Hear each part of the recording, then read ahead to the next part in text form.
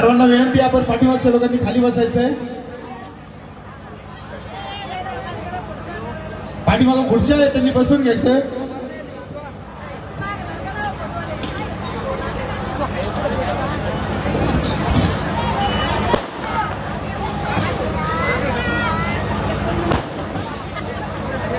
Hello hello. Vanchit Bahujan आघाडीचा, वंचित बहुजन आघाडीचा. बाळासाहेब आंबेडकर तुम आगे बढ़ो, तुम्हारे साथ है. बाळासाहेब आंबेडकर तुम आगे बढ़ो. प्रभाकर मामा बकले तुम आगे बढ़ो, बकले मामा तुम आगे बढ़ो. सर्वात प्रथम समतेचे विचार रुजवणाऱ्या सर्व महामानवांना श्रीवार अभिवादन करतो आणि इथे उपस्थित मंचावरचे सर्व मान्यवर, आपल्या जालना लोकसभेचे लोकप्रिय उमेदवार प्रभाकर मामा बकले, तसेच बऱ्याच युवक कार्यकर्त्यांना ज्यांनी लढायला शिकवलं, माझ्या सकट सर्वांना, असे ज्यांच्या तालमीत आम्ही सगळे शिकलो, असे आपले औरंगाबादचे भीम योद्धा अमित दादा भुईगळ, आपल्याच मोहल्ल्याचे एक अजून भीमाचे लढाऊ सतीश दादा गायकवाड, वंचित बहुजन आघाडीची मुलुक मैदानी तोफ तैयब भाई जफर, आणि ज्यांनी आपल्या सर्वांना वंचित बहुजन आघाडीचं 2019चं प्रचार गीत दिलं आणि आपल्याला 2024चं विजय गीत दिलं, असं सचिन दादा आणि तसेच शीतलताई साठे आणि त्यांची महाजनसाची टीम, तसेच इथे उपस्थित सगळ्या माझ्या माता भगिनी, वडीलधारी मंडळी आणि या लढाईतल्या माझ्या तमाम साथीदारांना माझा जय जिजाऊ, जय शिवराय, जय ज्योती, जय क्रांती, जय मल्हार, जय लहूजी, अस्सलाम वालेकुम आणि जय भीम. आपल्याला आज सर्वांना माहिती आहे की येत्या काळामध्ये पुढच्या 7 दिवसांमध्ये आपल्या सर्वांसमोर आपली लोकसभेची निवडणूक आहे आणि ती निवडणूक अतिशय महत्वाची अशी मी मानतो. आपण जर समजून घेतलं तर आपल्या सर्वांसमोर अनेक प्रश्न आहेत, अनेक मुद्दे आहेत.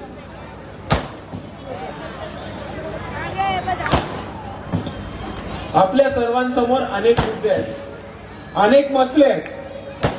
आपल्या सर्वांना माहिती आहे की आपल्या औरंगाबाद नगरीमध्ये, आपल्या औरंगाबाद शहरामध्ये दर 8-9 दिवस आड पाणी येतं. इतके वर्ष आपण झाले पाण्याचा प्रश्न हा प्रलंबित राहिलेला आहे. मागच्या वेळेस जी 2019ची निवडणूक झाली, 2019ची विधानसभा झाली, तिकडे लोकांनी येऊन मतं मागितली पाण्याच्या मुद्द्यावर. जो निवडून आला त्यांनी पाण्याच्या प्रश्नावरती निवडणूक लढवली, पण कोणत्याही प्रकारची आपल्या पाण्याची समस्या सोडवायचा प्रयत्न इकडच्या सत्ताधाऱ्यांनी केला नाहीये, हे मी आपल्या सर्वांसमोर सांगतो. पाणी मिळालंय का आपल्याला? गेले 8-9 दिवसात आपल्या सर्वांना पाणी येतं. ज्या लोकांनी निवडणूक लढवली त्यांनी पाण्याच्या प्रश्नावरती निवडणूक लढवली, त्यांना तुमच्या डोक्यावरती झोपवलं, ही आमची एक चूक झाली. पण ज्यांना युती धर्म पाळता नाहीयेत त्या लोकांना त्यांची जागा आपण या लोकसभेच्या निवडणुकीमध्ये दाखवून देणार, हे आपण सर्वांनी आज ठरवलं पाहिजे.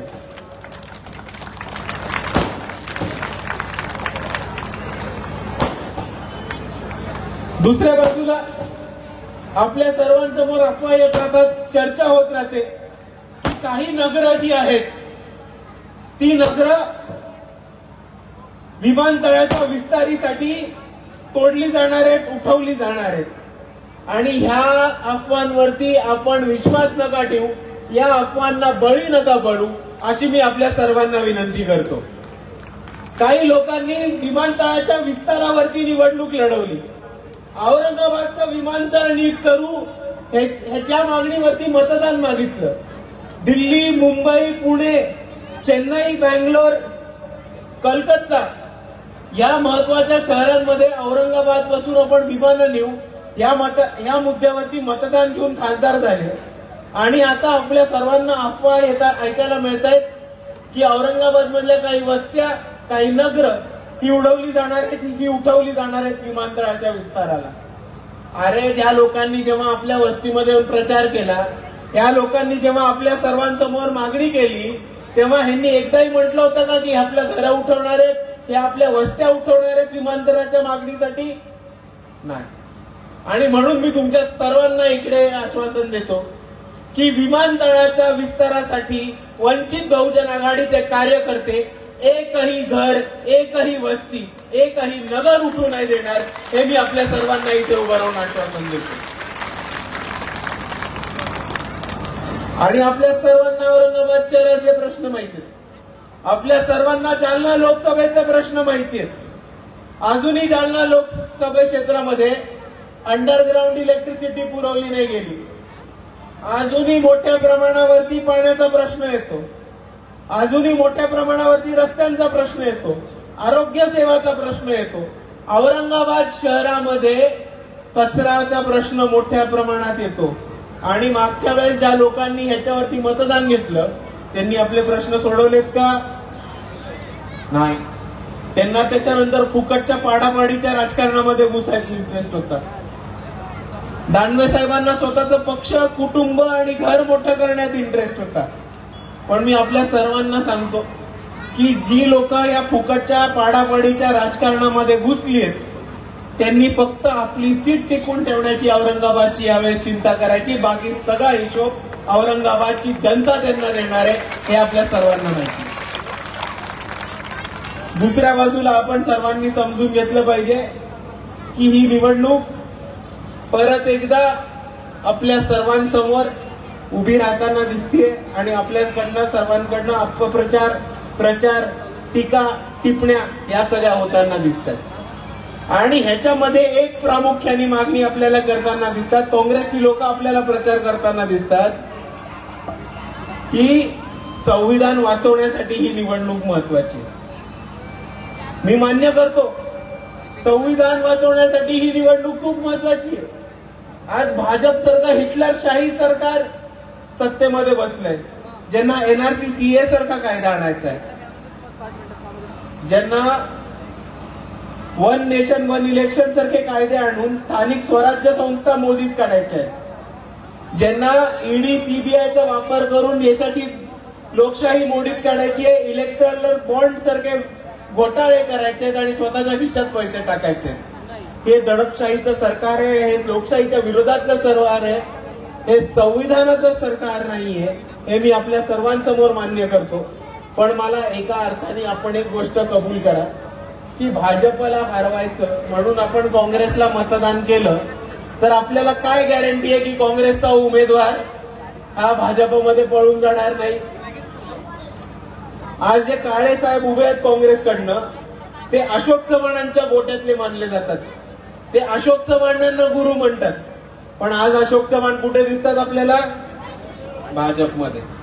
आणि दुसऱ्या अर्थाने मला एक गोष्ट सांगा, 70 वर्ष काँग्रेसनी राज्य केलं, 70 वर्षानंतर ही भाजपसारखी ताकद उभी राहिली आणि भाजप लोकशाही बदलायला, संविधान बदलायची भाषा करते, तरी काँग्रेस काही करू शकत नाही. तर आपल्याला कोणती गॅरंटी आहे की पुढच्या येत्या काळामध्ये काँग्रेस हे भारताचं संविधान वाचवू शकणार आहे? हे आपल्याला सांगू शकता का? कारण जी लोक गेल्या 70 वर्षामध्ये कोणत्याही परिस्थितीमध्ये संविधान अजून खंबीरपणे उभं करायचं किंवा असे नवीन कायदे आणि योजना आणायचं जेणेकरून मोदींसारखा हिटलर जर सत्तेमध्ये बसला तर तो भारताचं संविधान बदलू शकणार नाही, असा एकही कायदा हे काँग्रेस इकडची आणू शकली नाही. आणि ते फुकटचे आरोप करत बसतात की वंचित बहुजन आघाडीला मतदान म्हणजे भाजपला मतदान. वंचित बहुजन आघाडी ही भाजपची बी टीम आहे. पण आज आपल्या सर्वांना माहिती आहे की काँग्रेस आणि भाजपचे उमेदवार एकाच कुटुंबात येतात, नाते गोते संबंध आहेत, नातेवाईकांचे संबंध आहेत त्या दिवसांचे. मग तुम्ही मला सांगा की काँग्रेसला मत म्हणजेच भाजपला मत. दुसऱ्या बाजूला ही लोक आपल्यावरती टीका करत बसायची की वंचित बहुजन आघाडी ही भाजपची बी टीम आहे. ती टीका कोणी केली? अशोक चव्हाणांनी केली. आज अशोक चव्हाण कुठे दिसतात आपल्याला? भाजपमध्ये. अजून कोणी टीका केली? अजितदादांनी. ती कुठे दिसतात? भाजपमध्ये. अजून कोणी केली? राधाकृष्ण विखे पाटील. कुठे दिसतात आपल्याला? भाजपमध्ये. तर मी काँग्रेसवाल्यांना एक गोष्ट सांगतो की तुम्ही आरोप वगैरे सोडून द्या. तुमचा अर्धा पक्ष मागच्या दाराने भाजपमध्ये जाऊन बसलाय. तुम्हाला तुमच्या घरातली पोरं घरातच टिकून ठेवायची असतील ना तर तुम्हीच डायरेक्ट भाजपशी युती करून टाका. संपलेल्या पक्षाविषयी नाही बोलत आपण. दुसऱ्या बाजूला आपण समजून घ्या की आज काँग्रेस जी भूमिका घेतीये ती संविधानाच्या हिताची नाहीये, ती संविधानाला अजून धोक्यात टाकणारी. कारण आपण गोष्ट समजून घ्या काय होतं. आज काँग्रेसनी 40 पानांचा मॅनिफेस्टो आणलाय. किती पानांचा? 40 पानांचा जाहीरनामा. त्या 40 पानांच्या जाहीरनाम्यामध्ये त्यांनी एक शब्द NRC-CAच्या विरुद्ध नाही लिहिला. आणि दुसऱ्या बाजूला हे म्हणतात की आम्ही दलितांचे, मुसलमानांचे आणि संविधानाचे रखवाले. अरे घंटा रखवाले तुम्ही तुमच्या पक्षातली लोक नाही थांबू शकत.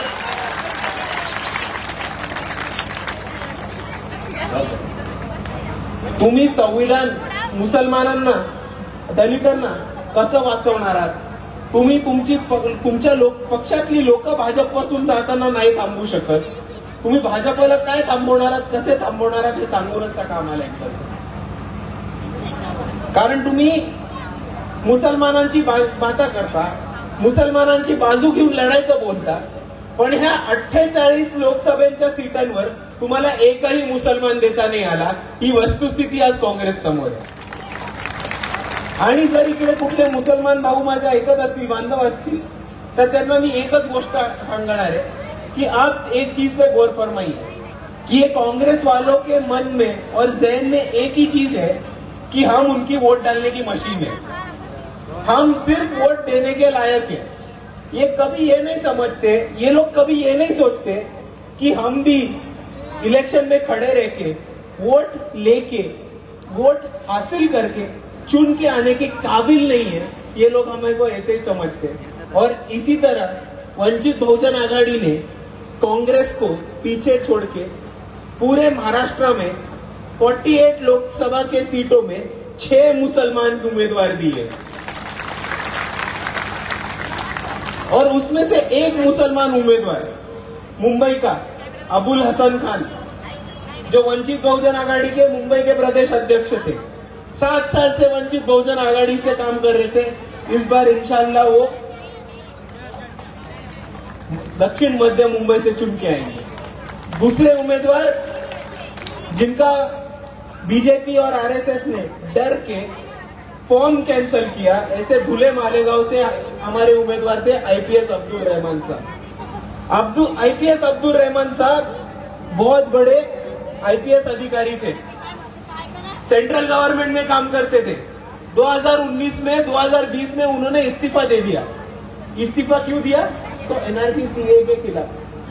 तो ऐसी शख्सियत जिन्होंने अमित शाह के मुंह पे अपना इस्तीफा फेंक के मारा और ये बोला कि मैं ऐसी गवर्नमेंट के लिए सर्विस नहीं कर सकता जो NRC-CA जैसे काले कानून लाने की काम करती हो, उस शख्सियत को लोकसभा में पहुंचाने की कोशिश बाला साहब अम्बेडकर ने की थी. ये बात अलग है कि बीजेपी आरएसएस की फट गई थी और उन्होंने उनका फॉर्म मंजूर नहीं होने दिया. लेकिन आने वाले वक्त में अब्दुल रहमान साहब विधानसभा 2024 में जाएंगे और 2029 में वो लोकसभा जरूर पहुंचेंगे. ये मैं आप सभी से वादा करता हूं. आणि हा जो वागणूक मुसलमान समाजाबरोबर इकडचे काँग्रेस करत आहे, तीच वागणूक ती बौद्ध समाजाबरोबर सुद्धा करत आहे. आपण सर्वांनी लक्षात घेतलं पाहिजे. पहिल्या लोकसभेच्या निवडणुकीमध्ये हीच ती दळिद्री काँग्रेस होती ज्यांनी बाबासाहेबांना भंडारा गोंदिया लोकसभेमध्ये पाडण्याचा प्रयत्न केला होता आणि पाडलं सुद्धा होतं. तेव्हा पश्चिम बंगालच्या मुसलमानांनी बाबासाहेबांना निवडून लोकसभेमध्ये पाठवून द्यायचं काम केलं होतं. पण हा जो दलित आणि मुसलमानांचं ऐक्य होतं ते काँग्रेसनी खूप वेळ टिकू दिलं नाही. कारण त्यांना दलितांची आणि मुसलमानांची फक्त मतं हवी होती. त्यांना दलित आणि मुसलमानांचे नेते नको होते, उमेदवार नको होते आणि पुढे येणारे तरुण युवक नको होते. म्हणून त्यांनी दलित आणि मुसलमानांचं ऐक्य तोडण्यासाठी 2014 आणि 2019 मध्ये बाळासाहेबांच्या विरुद्ध एक मुसलमान उमेदवार देऊन अकोल्यामध्ये बाळासाहेबांना पाडायचा प्रयत्न केला. आणि तीच जे घाणेरडं राजकारण त्यांनी बाबासाहेबांबरोबर भंडारा गोंदियामध्ये केलं होतं, तेच घाणेरडं राजकारण जे त्यांनी बाळासाहेबांबरोबर अकोल्यामध्ये केलं होतं, तेच त्यांनी यावेळेस आनंदराज साहेबांबरोबर सुद्धा अमरावती लोकसभेमध्ये केलं होतं. जेव्हा त्यांनी एकच बौद्ध उमेदवार दिला काँग्रेसनी, एक बौद्ध उमेदवार 48 सीटांवरती, आणि तो कुठे दिला? अमरावतीमध्ये आनंदराज साहेबांना पाडण्यासाठी. आणि हेच काँग्रेसचं घाणेरडं राजकारण तुम्ही समजून घ्या की काँग्रेसला त्यांना फक्त आपले चेहरे चपाटे हवेत, काँग्रेसला आपले फक्त मतदार हवेत. काँग्रेसनी एकही आपला पुढे येऊन नेता बनवू नाही दिला, त्याला मान सन्मान नाही दिला. आणि जेव्हा जेव्हा ह्या महाराष्ट्रामध्ये किंवा या भारतामध्ये आंबेडकरवादीचं, बहुजनवादाचं, स्वाभिमानी राजकारण उभं राहायचा प्रयत्न केला, तेव्हा ह्या काँग्रेसनीच पाठीमध्ये खंजीर खुपसून बहुजनांचं आणि आंबेडकरवाद्यांचं राजकारण पाडण्याचं काम केलं. हे आपण सर्वांनी समजून घेतलं पाहिजे. कारण आज आपण जर परिस्थितीत बघितलं तर एकही महत्वाचा माणूस, एकही महाराष्ट्राचा नेता, एकही महाराष्ट्र राज्यापुरतीचा नेता हा बौद्ध समाजाचा किंवा मुसलमान समाजाचा हा काँग्रेसला उभा करता नाही आला. पण यांच्या बापाची मालकी असेल असे येऊन आपली मतदान मागतात आणि आपल्याला बी टीम ठरवतात.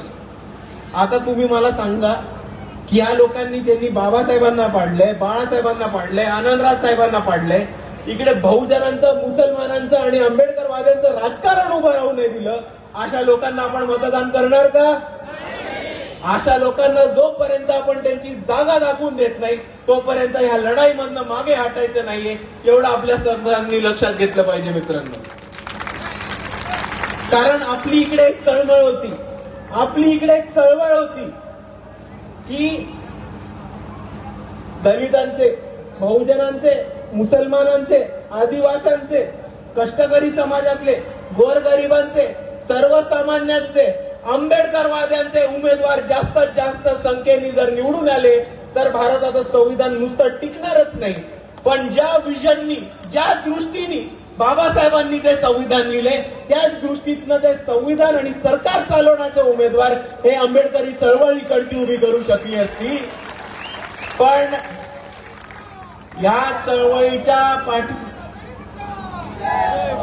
चळवळीच्या पाठीमागे खंजीर खुपसण्याचं काम सुद्धा काँग्रेसने केलंय. आपलं एकच स्वप्न होतं की ह्या महाराष्ट्रामध्ये, या भारतामध्ये स्वाभिमानी आंबेडकर चळवळ उभी राहिली पाहिजे, त्याचा एक पक्ष उभा राहायला पाहिजे, बहुजनांचा, मुसलमानांचा एक पक्ष उभा राहायला पाहिजे. आणि तेच स्वप्न घेऊन आम्ही हा वंचित बहुजन आघाडी हा पक्ष सुरुवात केलाय. पण पहिल्या निवडणुकीपासून काँग्रेसने आपल्याला बी टीम म्हणण्याचं काम सुरुवात केलंय. यावेळेस युतीचं नाटक केलं आपल्याशी, यावेळेस युतीचं नाटक केलं आणि सगळ्या ठिकाणी जाऊन म्हटले की बाळासाहेबांनी युती केली पाहिजे होती, बाळासाहेबांनी युती केली पाहिजे होती. अरे पण कशाच्या जोरावरती युती केली पाहिजे होती? बाळासाहेबांनी त्यांना 4 सुझाव दिले होते. किती सुझाव? 4. मी ते सुझाव सांगतो, तुम्ही सांगता ते चुकीचे होते का बरोबर होते ते तुम्ही ठरवा.